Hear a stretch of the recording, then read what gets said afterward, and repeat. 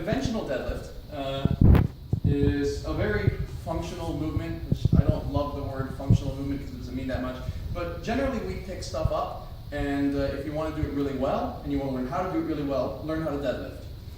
What you're going to do is you're going to keep a nice, straight, long back, bend over to the bar, and pick it up. Now, sometimes, especially if you haven't done that before, you might have really tight hamstrings, and it might be hard for you to get in that position without rounding your back. Also, if the weight gets really heavy, ego can get in the way, or lack of proprioception or awareness of what your low back's doing can get in the way. So I highly encourage you to film yourself doing this, watch your own form, and if you have questions, send the video to me so I can give you some feedback.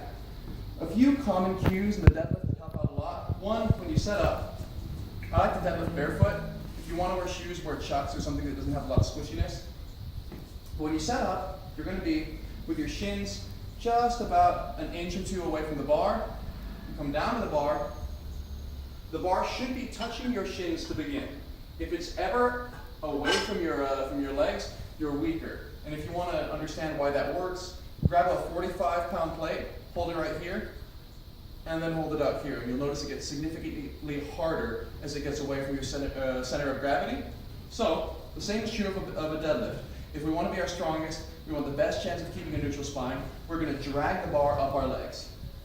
So here I am, tight, drag the bar up my leg, and put it back down. As the weights get really heavy, it's going to be hard to put it down in control like that. That's okay. Don't drop it, because most gyms are going to give you a lot of grief about it, but also let the bar come down pretty quickly. So if this were super heavy, it might look something like this. It's a little noisy, and some gyms are going to give you grief about it. Try and create a happy gym environment by doing what you're asked without weakening yourself by compromising form. A few things to consider for the deadlift.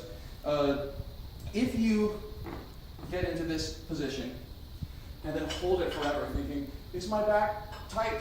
Am I secure? Am I neutral? You're going to lose some of your tension. What I like to do is I grab the bar with a rounded back, I pull myself, as in I have weight coming up on the bar, into a neutral spine, and then I go right away. Pull fast.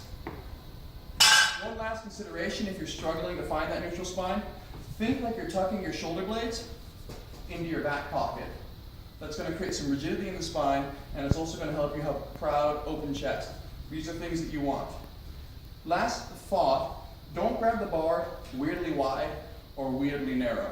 You want the bar in your hands just under your shoulders. Why?